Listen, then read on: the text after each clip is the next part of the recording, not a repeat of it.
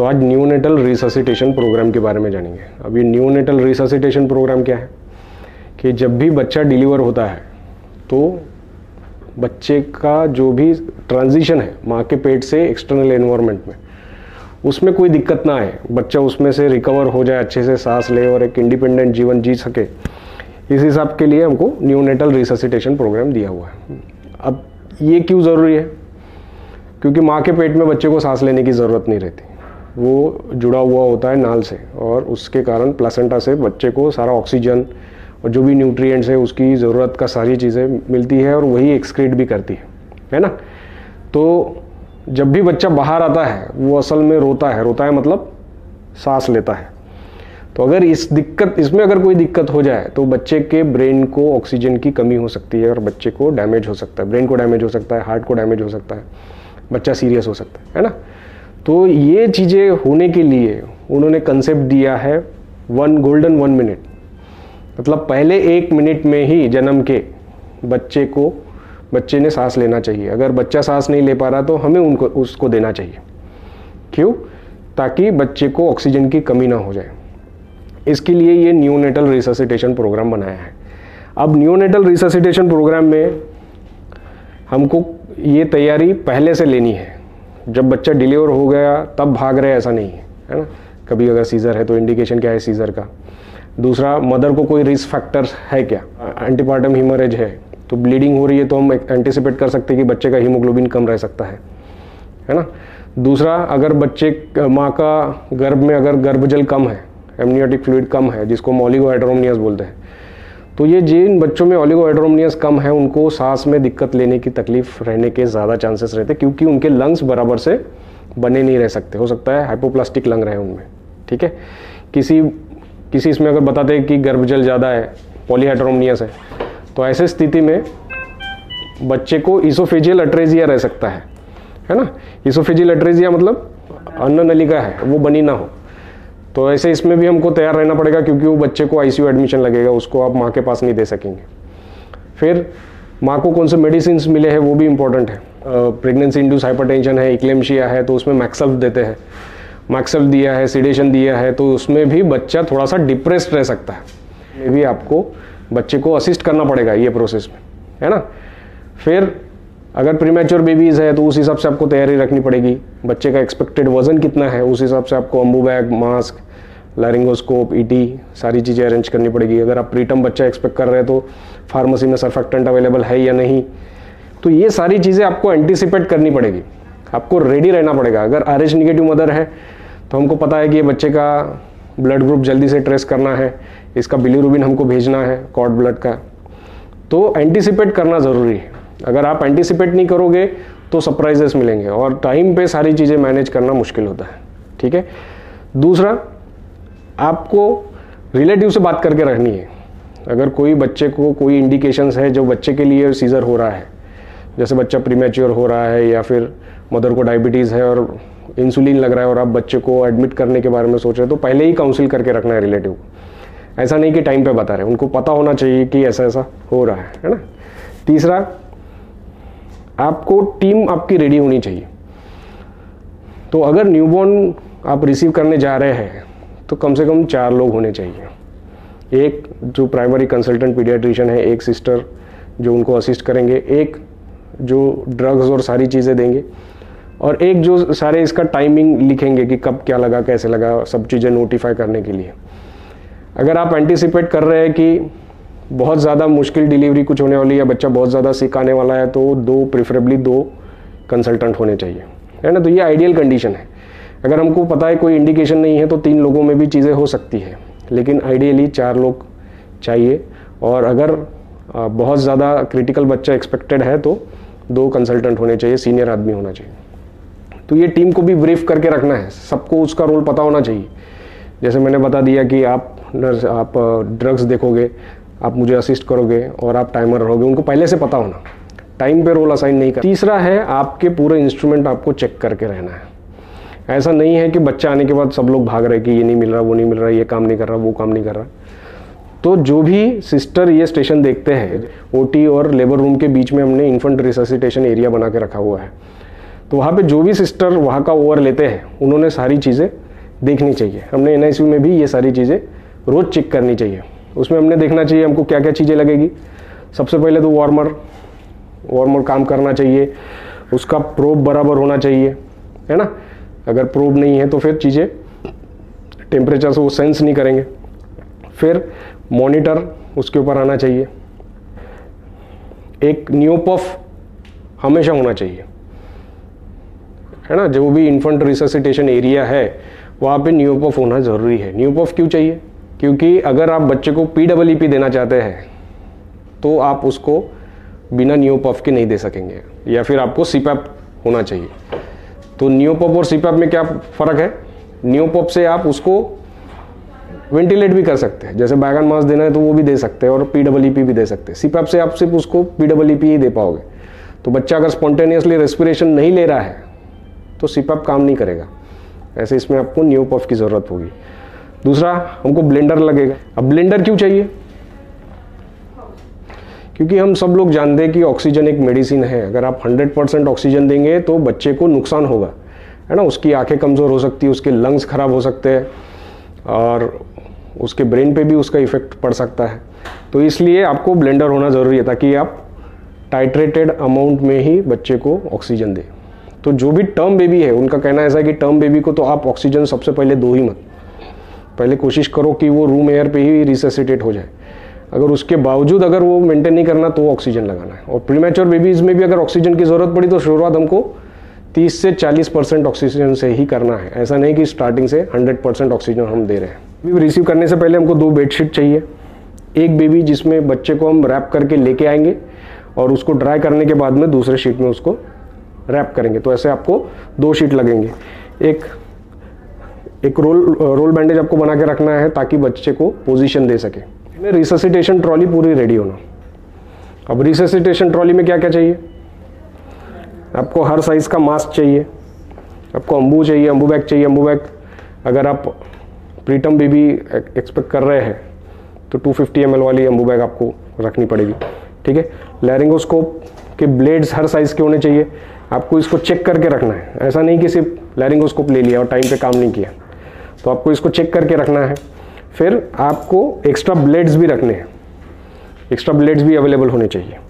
फिर आपको एड्रेनालिन का इंजेक्शन प्रिपेयर करके रखना है। तो 1 ml एड्रेनालिन लेना है, उसको 9 ml NS में डाइल्यूट करके 10 ml बना के रखना है। क्यों बना के रखना है? क्योंकि ये टाइम पे डाइल्यूशन करने जाएंगे तो उतना टाइम वेस्ट होगा, है ना।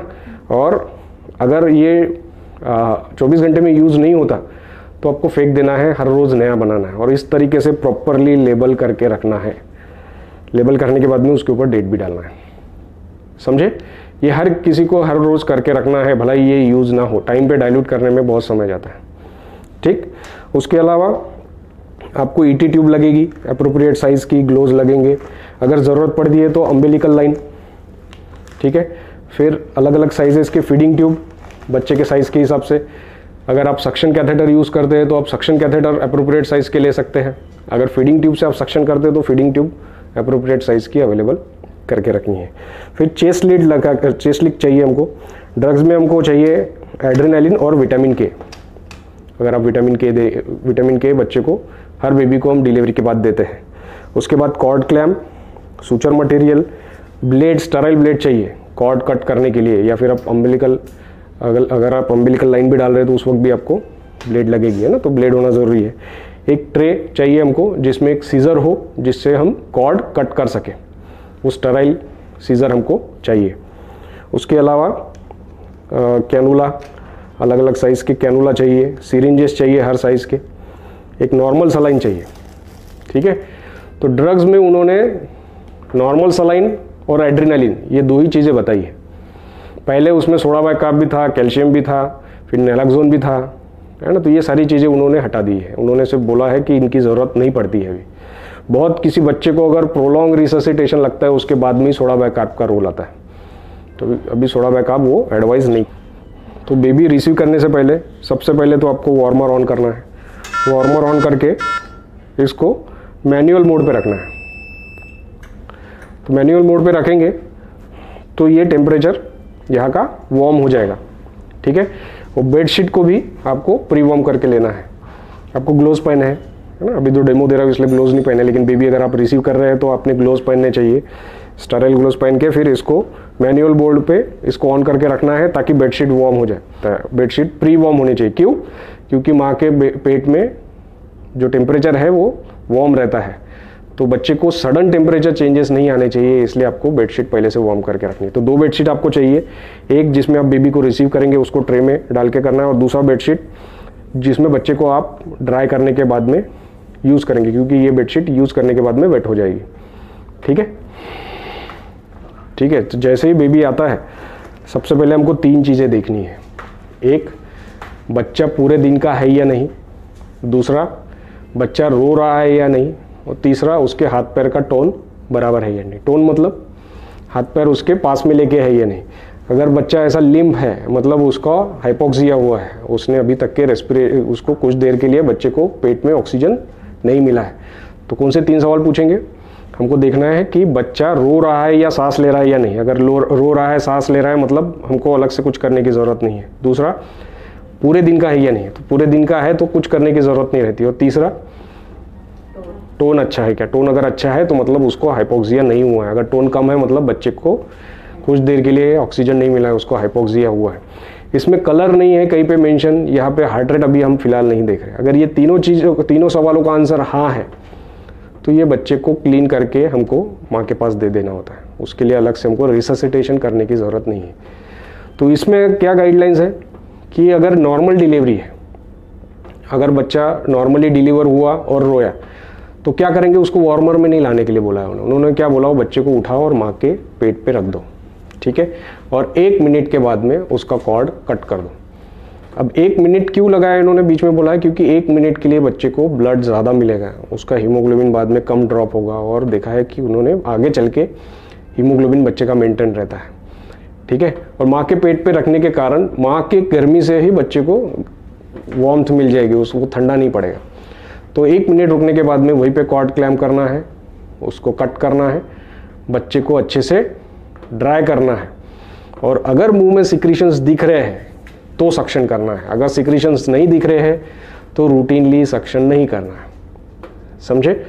तो अगर अपना बच्चा रो रहा है, सांस ले रहा है, उसका टोन अच्छा है और वो पूरे दिन का है तो उसको हम माँ के पास भेज देंगे, ठीक है। अगर सीजर हुआ है तो माँ के टमी पे नहीं रख सकते, तो वैसा बच्चा फिर हमारे पास यहाँ पे इन्फेंट रिससिटेशन एरिया में आता है।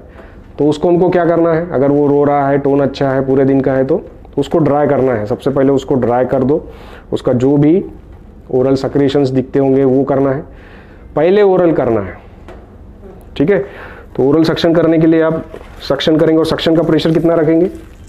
100 से ज़्यादा आपको सक्शन नहीं रखना, प्रेशर नहीं रखना है। फिर पहले ओरल करना है और फिर नोज़ का करना है। क्यों? अगर आपने पहले नोज़ का किया तो स्टिमुलेशन के कारण बच्चा जब सांस लेने की कोशिश करता है तो पूरा मुंह का सिक्रीशन है वो एस्पिरेट कर लेगा, ठीक है। तो पहले ओरल करना है। ओरल करना है मतलब बहुत अंदर नहीं जाना है। अगर बच्चा रो नहीं रहा है, आपने अगर उसको बहुत ज़्यादा डीप सक्शन किया तो पोस्टीरियर फेरेंजियल वॉल जो है बच्चे की वो स्टिमुलेट होके हार्ट रेट उसका कम हो सकता है, समझे। तो इसलिए 5 सेंटीमीटर से ज़्यादा अंदर नहीं डालना। तो उसको डाल के हमको जो भी सक्रीशन है सक्शन कर लेना है। उसके बाद में नोज़ करना है, और नोज़ कितना जाएंगे? 2 सेंटीमीटर से ज़्यादा अंदर नहीं जाना है, ठीक है। ऐसा नहीं कि पूरा डीप डाल रहे हैं, क्योंकि अगर आपने डीप डाला तो हो सकता है कि उसको ब्रेडिकार्डिया हो जाए, ठीक है, क्योंकि पोस्टीरियर फेरेंजियल वॉल में वैगल नर्व स्टिमुलेट होके हार्ट रेट कम हो सकता है। अगर हार्ट रेट कम हुआ तो तुरंत हमारे पास एड्रेनालिन होना चाहिए, ठीक है। बड़े बच्चों में अगर ब्रेडिकार्डिया होता है वैगल स्टिमुलेशन से एट्रोपिन देते हैं, लेकिन न्यूबॉर्न में उन्होंने एड्रेनालिन ही बताया है, ठीक। तो अगर बच्चा अच्छे से रो रहा है, सांस ले रहा है, तो उसको ड्राई करना है, ओरल सक्शन करना है, पोजीशन देना है। अब जब भी बच्चे को पोजीशन देनी है तो उसके शोल्डर के नीचे आपको एक रोल देना है। ये क्यों देना है? ताकि उसकी नेक स्लाइटली एक्सटेंड हो जाए। अगर ये आप नहीं देंगे तो क्योंकि बच्चे का सर बड़ा होता है, अब ये न्यूनेट का डमी नहीं है, अदरवाइज न्यूनेट का सर बड़ा होता है शरीर के हिसाब से, तो अगर आप उसको फ्लैट रखोगे तो वो सर बड़ा होने के कारण नेक ऐसी हो जाएगी उसकी, है ना। क्यों? क्योंकि सर बड़ा है।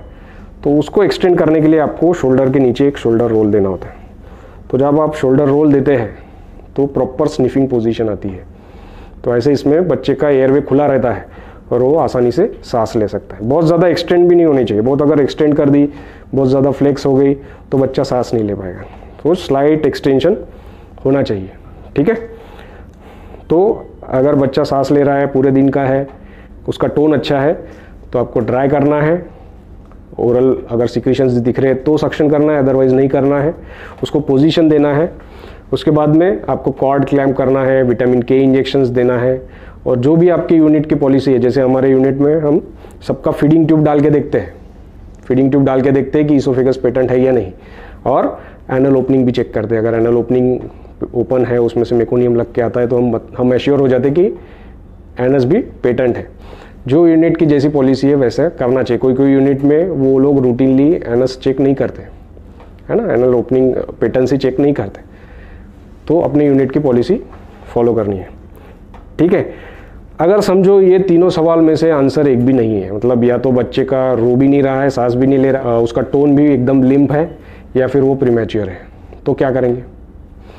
तो ऐसे स्थिति में बच्चे को थोड़ी सी मदद लगेगी। ऐसे इसमें हम इनिशियल स्टेप्स ऑफ रिससिटेशन बोलते हैं। उसमें भी वही चीज़ें करनी है। आपको नेक पोजीशन देनी है, ओरल नेजल सक्शन करना है, बच्चे को ड्राई करना और स्टिमुलेट करना है।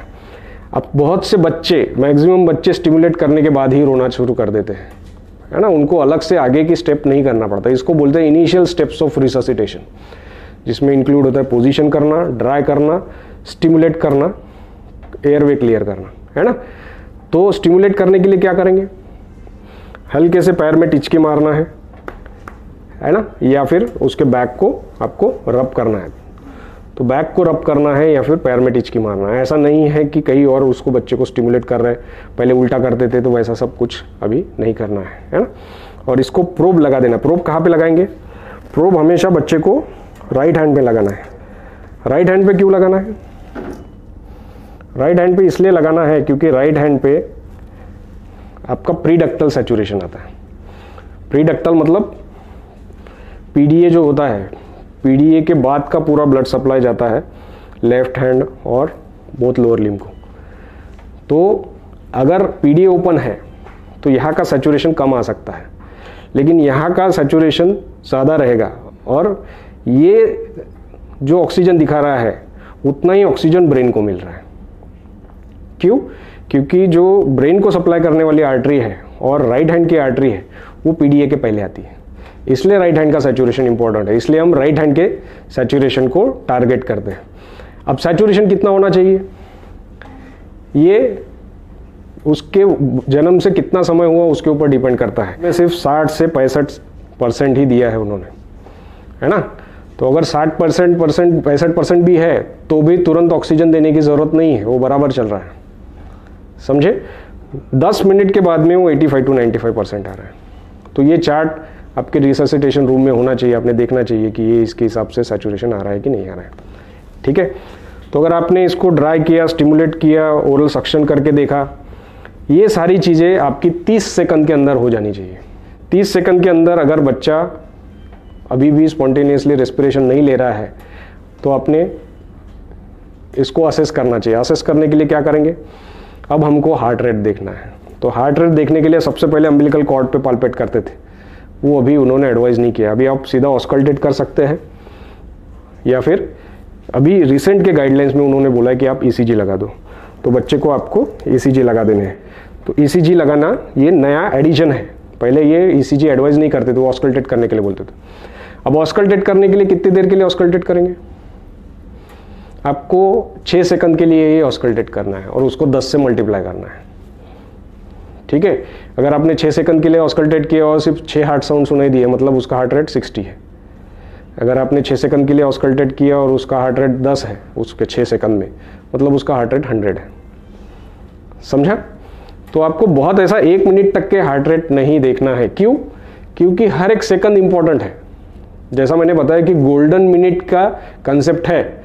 अगर 1 मिनट में बच्चे को ऑक्सीजन नहीं मिला, उसको शरीर में सांस नहीं गई, तो ब्रेन डैमेज होना शुरू हो जाएगा। अगर आपने देखा कि हार्ट रेट मेंटेन कर रहा है, 100 के ऊपर है, बच्चा थोड़ा बहुत सांस ले रहा है ना, इसमें आपको देखना है कि बच्चा लेबर्ड ब्रीदिंग तो नहीं ले रहा है ना।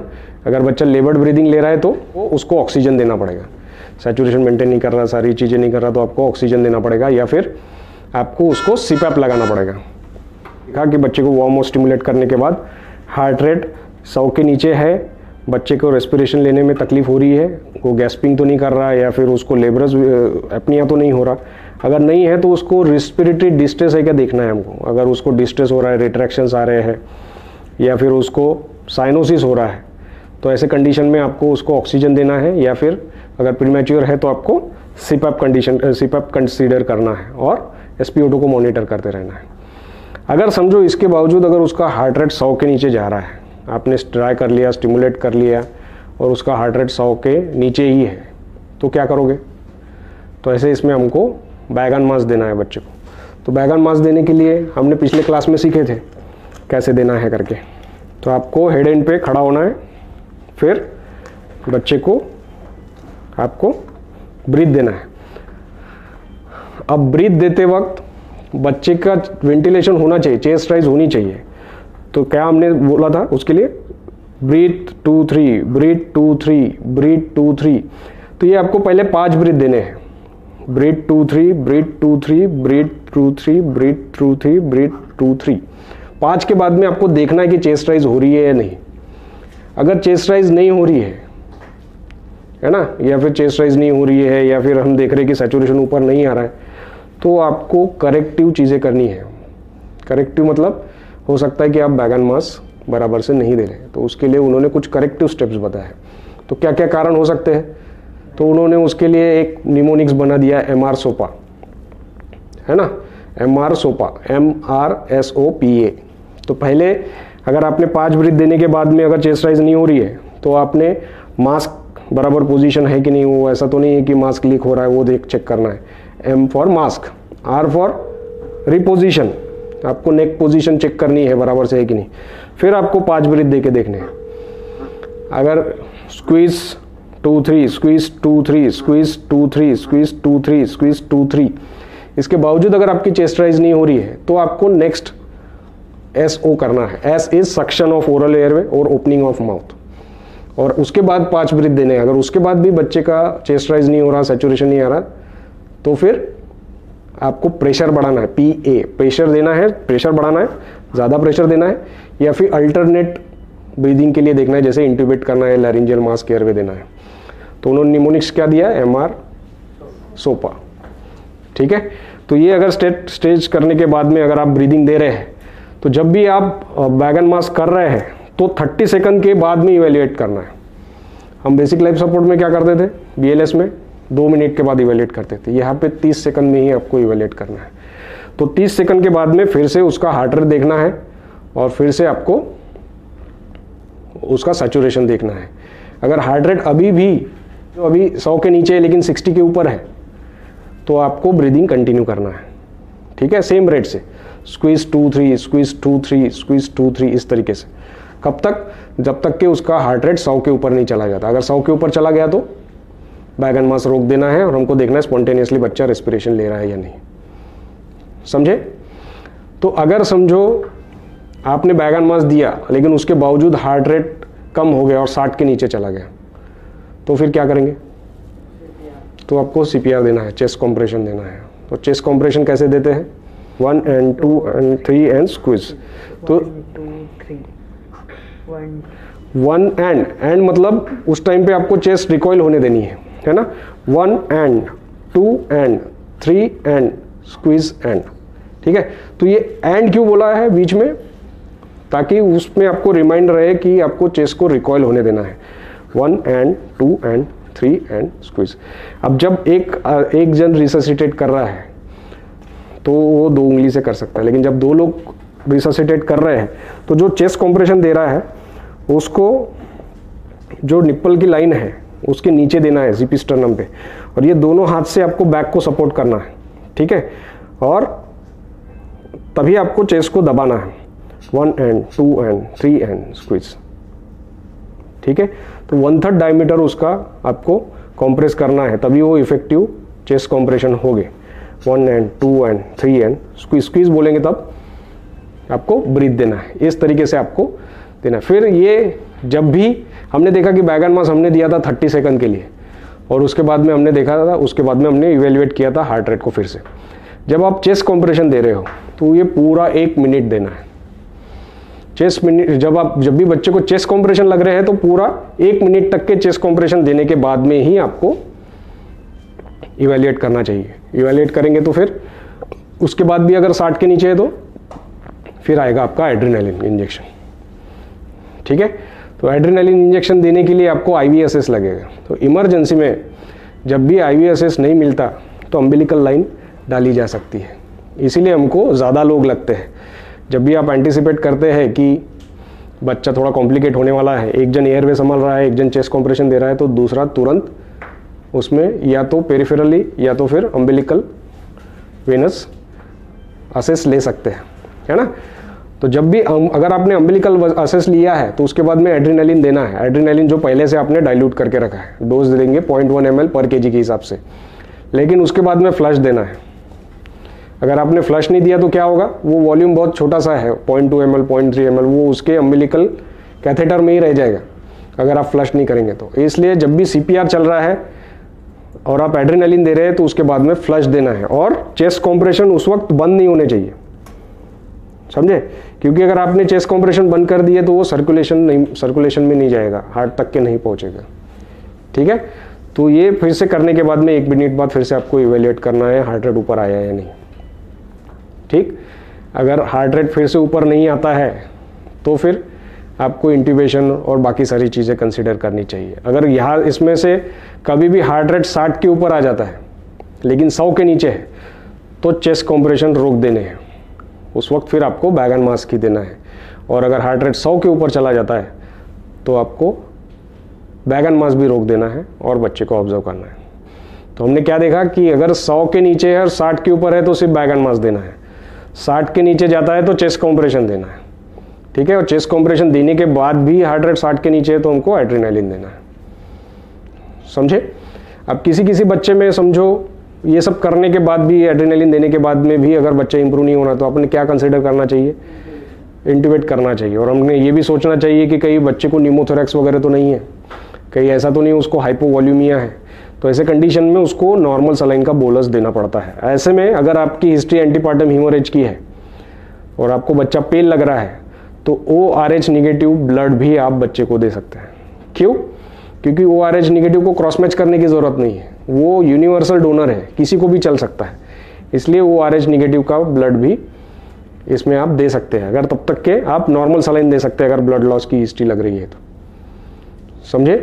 तो सोडा बैकअप कब उन्होंने बोला है कि हार्ट रेट है, बहुत देर से हमने एंटिसिपेट किया है कि बच्चा माँ के पेट में भी थोड़ा सा एस्फिक्सिएट हुआ है, काफ़ी देर से रिससिटेट करने के बाद भी नहीं है, तो आप उसमें सोडा बैकअप कंसिडर कर सकते हैं। रिसेंट गाइडलाइंस में सोडा बैकअप का उन्होंने कोई रोल नहीं बताया, रूटीनली कैल्शियम देने का भी कोई रोल नहीं बताया।